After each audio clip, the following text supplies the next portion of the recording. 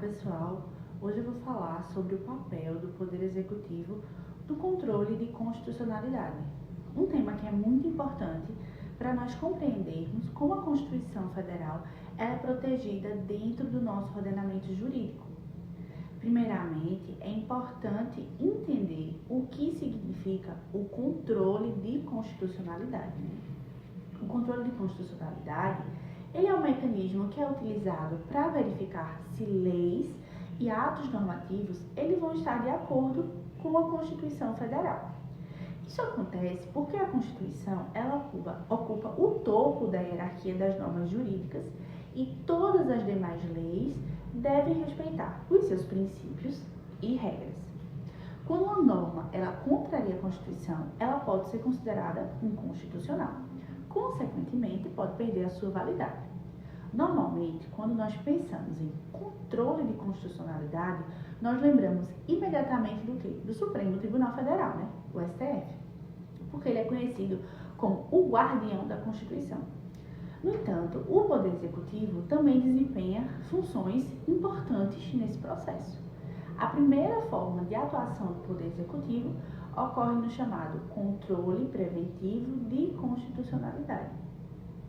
Esse controle, ele acontece antes que uma lei passe a produzir efeitos. Um dos principais instrumentos utilizados pelo Executivo é o veto presidencial. De acordo com a Constituição Federal, quando um projeto de lei ele é aprovado pelo Congresso, ele é encaminhado ao presidente da República para sanção ou para o veto. Caso o presidente entenda que aquele projeto viola a Constituição, ele poderá vetá-lo por inconstitucionalidade. E esse tipo de veto é chamado veto jurídico. Dessa forma, o Poder Executivo ele vai atuar como uma espécie de filtro constitucional, impedindo que as normas incompatíveis com a Constituição ingressem no ordenamento jurídico. Entretanto, é importante destacar que o veto presidencial ele não vai ser absoluto. O Congresso Nacional ele pode analisar esse veto e decidir pela sua manutenção ou pela rejeição. Além do controle preventivo, o Poder Executivo também participa do controle repressivo ou posterior de constitucionalidade. Aí, nesse caso, sua atuação ocorre por meio da possibilidade de provocar o Supremo Tribunal Federal para analisar determinada norma.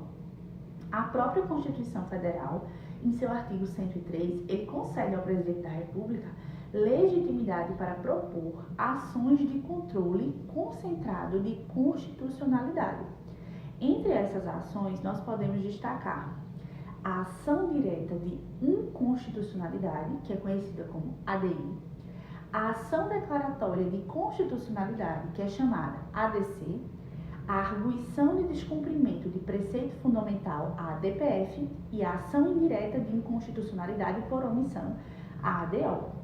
Por meio dessas ações, o presidente da República pode solicitar ao STF que analise a compatibilidade de determinada lei ou ato normativo com a Constituição Federal.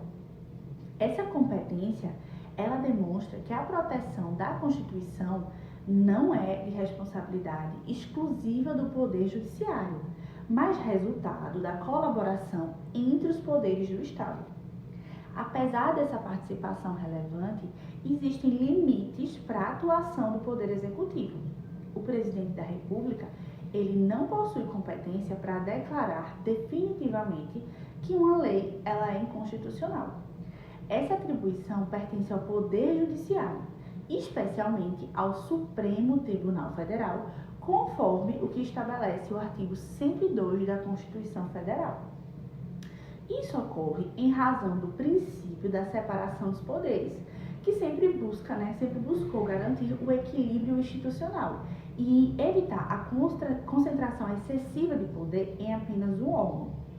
Portanto, o Executivo pode identificar possíveis inconstitucionalidades, vetar projetos de lei e provocar o STF, mas a palavra final sobre a constitucionalidade das normas continua sendo do Poder Judiciário. Diante disso, nós podemos perceber que o Poder Executivo ele exerce um papel fundamental na preservação da ordem constitucional brasileira. Sua atuação por meio do veto jurídico e da propositura de ações de controle concentrado contribui para a proteção da supremacia da Constituição Federal, para a segurança jurídica e para o fortalecimento do Estado Democrático de Direito. Para concluir, embora o Supremo Tribunal Federal seja o principal responsável pela guarda da Constituição, o Poder Executivo também desempenha uma função essencial no sistema de controle de constitucionalidade, atuando tanto de forma preventiva quanto repressiva e colaborando para a manutenção da ordem constitucional no Brasil. Por isso, acabamos de ver, a relação entre o ordenamento jurídico e o controle de constitucionalidade. Muito obrigada pela atenção.